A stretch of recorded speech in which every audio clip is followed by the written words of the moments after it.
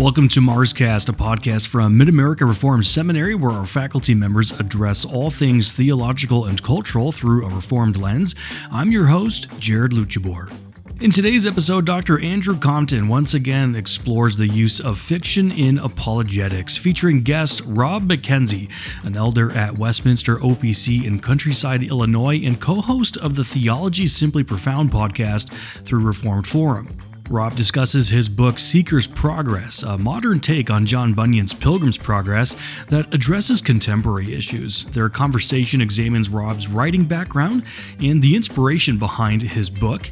And Rob explains how the book examines the growing acceptance of religious pluralism within churches, using allegory to illustrate the dangers of compromising biblical truth. They also discuss the fine line between asking sincere questions and deconstructing faith, touching on themes of discernment, the resurgence of paganism in modern society, and the challenges facing contemporary Christianity. Take a listen. Well, this morning we resume this series that we've been looking at on and off about writing, use of fiction in apologetics and catechetics, use of storytelling in general. And today I'm joined by Rob McKenzie.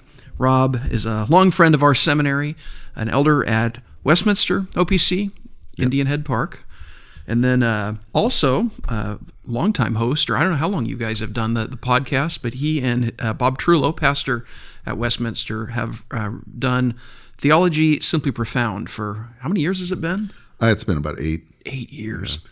Boy, that's longer than this episode. So we have sort of a veteran in the room with us in podcasting who's actually giving Jared and I all the tips this morning. This really... It's been a tutorial. Well, no, we're excited to have Rob because he recently, well, in the last year or two, right, wrote the book Seeker's Progress. Many of our listeners will be familiar with Pilgrim's Progress, famous Reformation era tome, allegory about the Christian life. Well, Rob has followed up with something of a modern twist that deals with contemporary issues. And so we get to talk with him this morning about Seeker's Progress. Thanks for coming out, Rob. No, it's great to be here. I mean, I love coming to the seminary. I love seeing you guys. I love hanging out and talking about the things of God. Hear, hear. Well, tell us a little, we gave a quick, brief intro sort of about some of the things you do. You can fill some of that in, but also, tell us how you became a writer. How did you get into Reformed theology? How did you get into apologetics, media, whether it's podcasting or writing or anything? What led you there?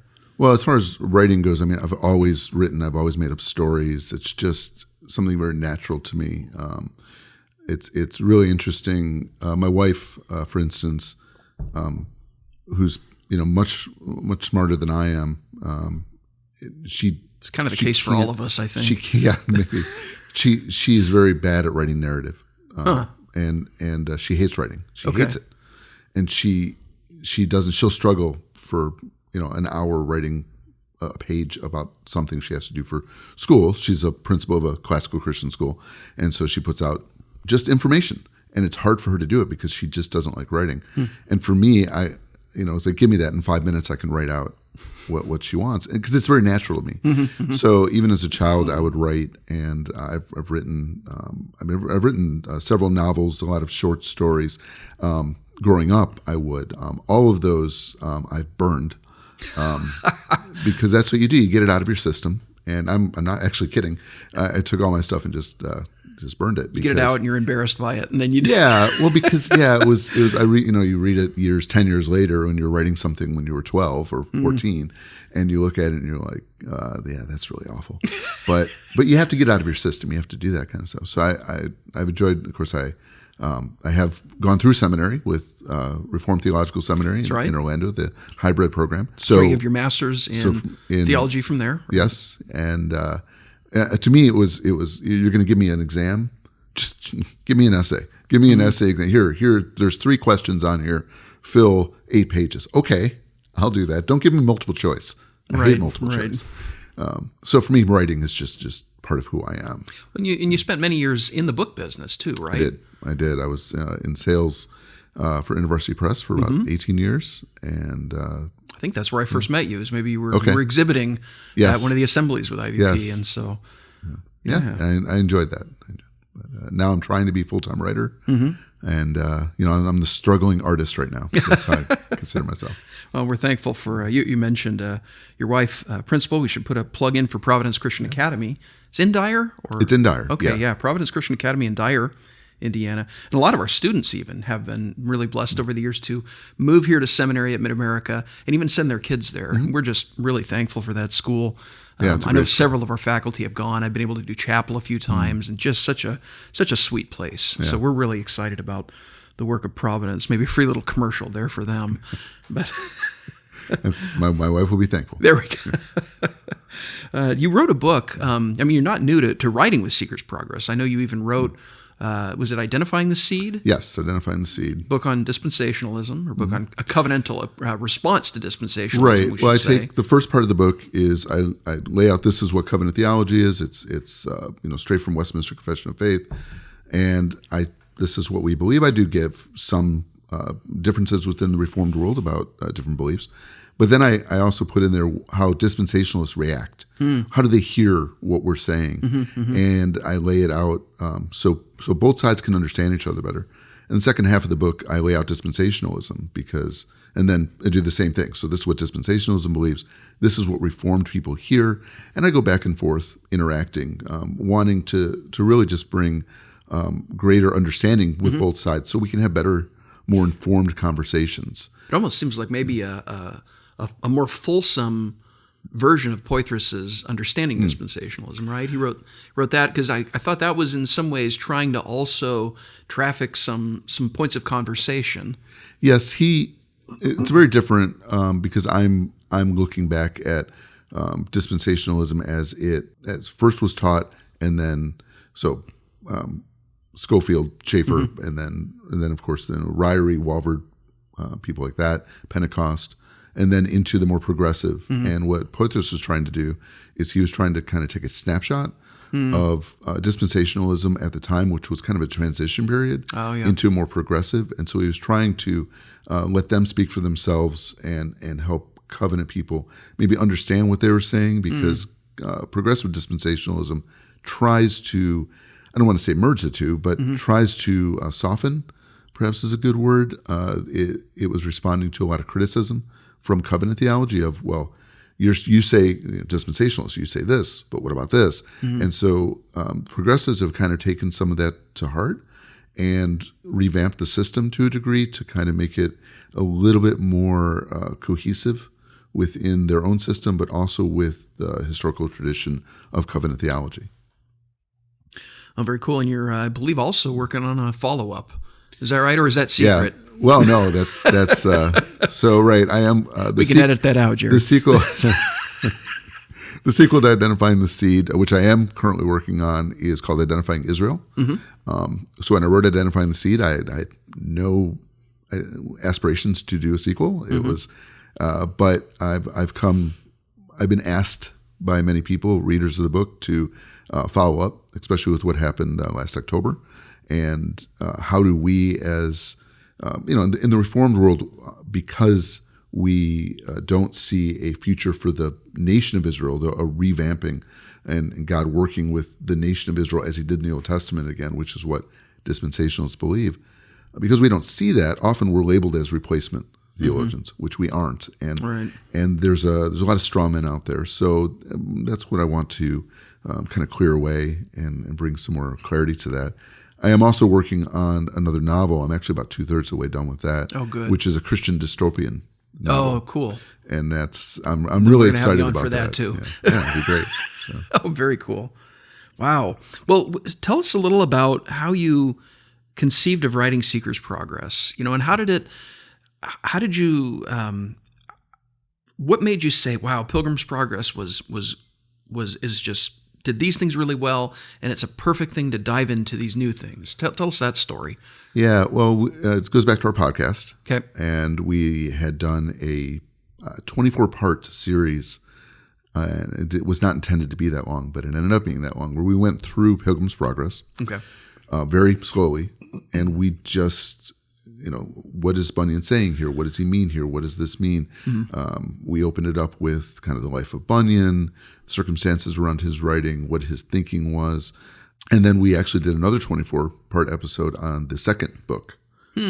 And so so that's and a lot of people call it like Pilgrim's Progress Part 2. Okay. Which it's really not. It's not a continuation. It really is a separate book. Okay. And we can maybe get into more of that later when we talk about the idea of construction of books and secondary worlds and things like that. But because of that, this Seeker's Progress, the story just was in my head. And, as a writer, you get something in your head that you just can't get out of your head, you write it. And I had been concerned for many years at the time, and still am, of an acceptance within even the conservative churches of pluralism, the acceptance of other religions as being on par with Christianity. That it grows out of this concern for others that none of us want other people to be judged for eternity, and so we start to convince ourselves, maybe God is going to accept other people who are sincere, even if they're in a wrong religion, or maybe God has revealed himself differently to different people at different times, and then people just need to be faithful to that religion. And I'm seeing more of an acceptance of that, even within conservative circles. And so that was kind of the catalyst. It was always in the sort of the main line, or in recent centuries, it's sort of gone into that main line. But you're right. What used to be known as sort of staunch conservative evangelicalism is increasingly looking like the main line. Right. Whether it's sexual morality or whether it's just broader kinds of political issues and the like. So, yeah, I can see how that would play in. It did seem like that sort of neo-pagan revival that Peter Jones has been writing about for however many decades was really at play here. Yes. Although I don't know if you were reading Peter Jones or anything when you were. I've listened to several of MP3s. He's fantastic. Well, how did it? How does it tell Seeker's story? How does it differ a little from Christian's? So Seeker, he's leaving a few weeks after Christian. He's in the town of City of Destruction, neighbor. He knows Christian. And that's interesting. If I can interrupt, it does seem throughout the book you've preserved all the same places pretty much. Yes. Because he really is just sort of following. You're jumping right into the world of Christian. So Seeker goes to many of the places Christian went, but he also goes to some of the places that Bunyan mentions, but Christian never went to. Seeker also goes to a few places that I just made up, and a couple places. But mostly he is, because he's trying to catch up to Christian, so he has to follow him. And Seeker he comes across the Bible, he becomes a follower, he believes, he becomes a Christian, meets evangelist, he's sent to the cross, he's sent to the interpreter's house. But Seeker, while he's always within the book, no matter where he is, he's always a member in good standing in a church. And so he's always within the Christian world, always within the church, the visible church. But he always has questions along the way, often about plurality, about, look at all these other roads. He talks about the king. Wouldn't the king want to accept everyone? And he asks that question different times to different people. Usually he is asking that question to very strong Christians. Because he's always asking with sincerity. He wants to know. He has these questions, but what about this? But what about this? And he truly listens to what's being said. And often, while the answers he's given help him, and he becomes better at accepting what they're saying, even though later on he might start to have the same questions. Yeah, it does seem that in fact, the whole first half, it just felt like a very feel-good sort of, wow, look at how this person is really, really leaning into Orthodox Christianity, not Eastern Orthodox, but a true version of the Christian faith, and he's leaning into it and is growing in it, and there's little things popping up, little questions, but it doesn't seem very jarring until later in the book. It seems the questions start to actually reveal reveal more of what he's really thinking. Walking a fine line. I don't want to give away the punchline, although it's kind of hard to talk about the book without seeing how Seeker actually changes names and moves into a different direction. Right. I guess a couple of the things we're trying to bring out there is, one, it's perfectly fine for Christians to have questions. Sure. And pastors need to be able, spiritual leaders, even anyone should be able to answer these questions. But it's also a warning that if the same question keeps being asked by the same person over and over and over again, and they keep getting the same answers that are biblical answers, but then they keep asking the same questions, they're probably not accepting the biblical answers. Yeah. Questioning it's been good. Some of the things that are coming out. I know Elisa Childers has written a bit on what she experienced in going into kind of a church that it seemed evangelical, but the pastor was really leading a deconstruction group. But her response, and she's since gone and written other books on the ex-evangelical hashtag movement and deconstruction, but pointing out, look, there's a good place for questions, but there's a seeking to answer those questions according to Scripture and lean into what Scripture teaches us. Whereas so many, in a lot of these movements are asking the questions just for the sake of asking questions and really not taking answers and processing them and trying to come to a resolution. Yeah, I think there's something behind that, though. I mean, you're right. And I've heard that language, we're just asking questions. Just asking questions. Actually, I think there's an unbelief behind that. Yeah. And what they're really trying to do is eliminate what they don't believe is true. Yeah. Well, and even the other buzzword is we're going through a process of discernment. I know of a liberal church not too far from here that for the longest time had this big section of their website talking about we're trying to discern and use wisdom about human sexuality here. Right. And what that really meant was we're trying to give up on biblical sexual morality and find a way to fully go all inclusive without making us sound like the bad guys. Right. I hate to be so. No, you're absolutely right. It's the buzzwords I've often heard are, people say, I'm going to help others go on their journey to be Jesus followers. And yet they keep ending up in places that Jesus would never have led. And what always strikes me is that they sound very much like pro-buck, which, so nothing's new under the sun, right? So it's, 100 years ago, 120 years ago, you got the whole controversy that would lead, Machen being thrown out and the other pastors. And we need to be compassionate and we need to be patient with people, but we need to stand for the truth. And I try to do that with some of the characters in here where they're answering the questions that Seeker keeps raising.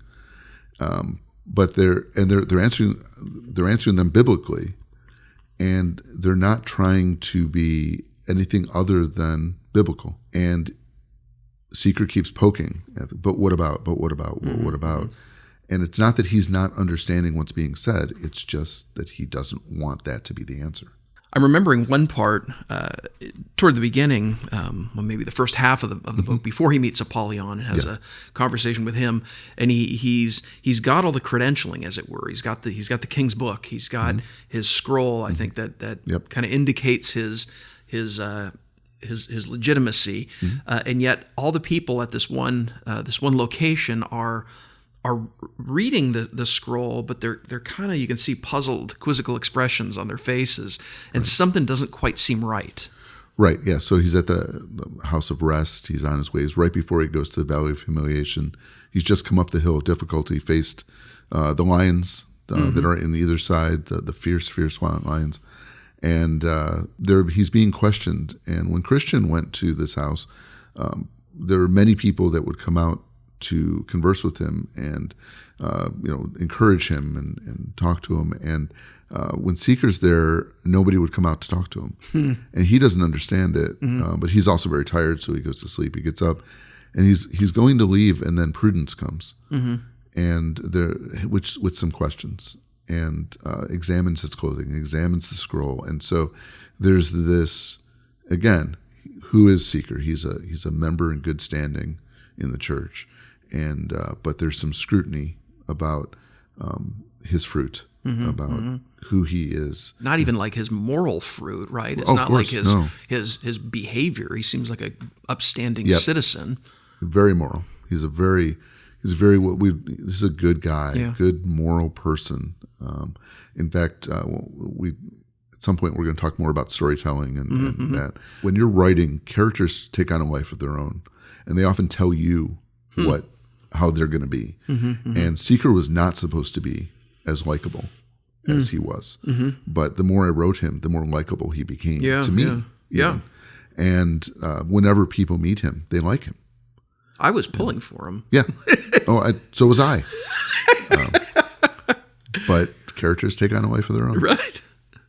Well, and you mentioned Machen even too. I know last year we had Daryl Hart come on campus and speak about Machen, and something hit me that I can't believe I've missed for all these years. But even he doesn't say a lot about paganism or this kind of language, but he does indicate in Christianity and liberalism that who he's dealing with are people who are fully into the supernatural. They're not like naturalists. They're just very selective about what they invoke, and I found that to be kind of an interesting moment for me. I think that's where I went to Westminster Seminary in California when Peter Jones was writing all this stuff, and at the time I thought, neo-pagan sexuality, what on earth? What's this guy doing?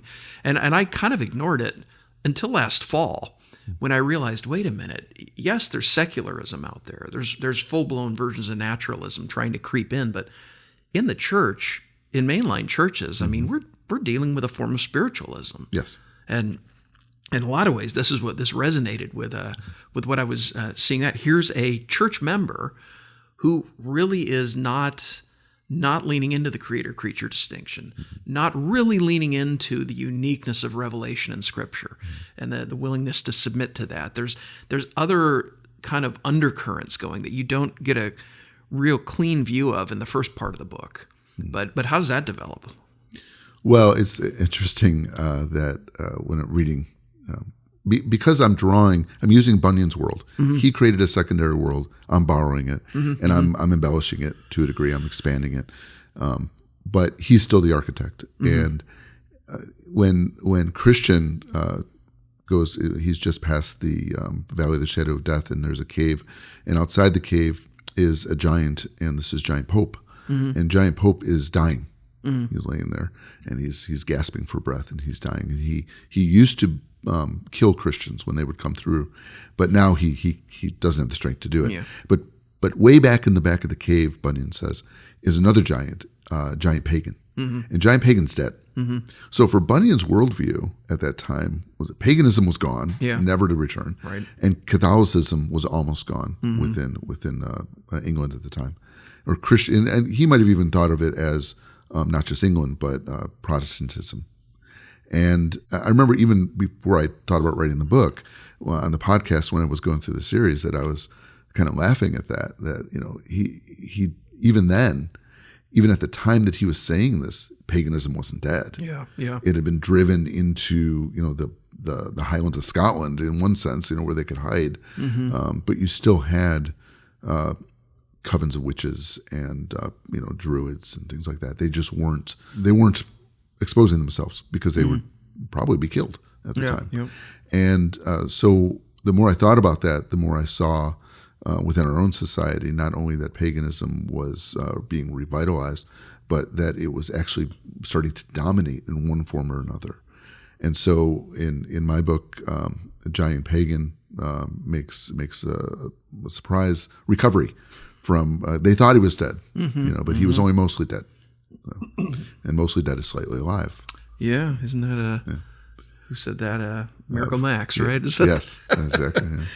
Well, it really, again, I for our listeners, I don't want to give away all the excitement of how the book wraps up and concludes, but I found it throughout to just be such a vivid expose of this infiltration of paganism into the church. I mean, this helps to explain why, the internet blew up a while back with the so-called Sparkle Creed getting read by some liberal church, and how we can watch some incredibly bold forms of liberalism even playing out in the Christian Reformed Church. That's why the Synod of the CRC did such an incredible effort this summer, these last 3 summers, of pulling back away from, I think, some really dark stuff. It's been a Herculean effort that our brothers put in over there. I agree. But it's really been something to see how liberalism is very much a spiritualist kind of phenomenon. And so what you did through the story was in a very engaging way, kind of walked us through that and gave an expose of look, here's where all this really leads. Next time, Dr. Compton and Rob continue their conversation, exploring how storytelling can effectively convey theological truths, make them memorable, and address common questions of the faith. They'll touch on the challenges of publishing Christian fiction and the importance of encouraging Christians to read more. If you enjoyed this episode of MarsCast, consider subscribing and telling others who may be interested. Also, consider leaving a review. Your thoughts are greatly appreciated, and they help us to enhance our content further. And your support allows us to produce engaging content that builds a community of lifelong learners and thoughtful practitioners. I'm Jared Luchabor signing off for now. See you in the next episode of MarsCast.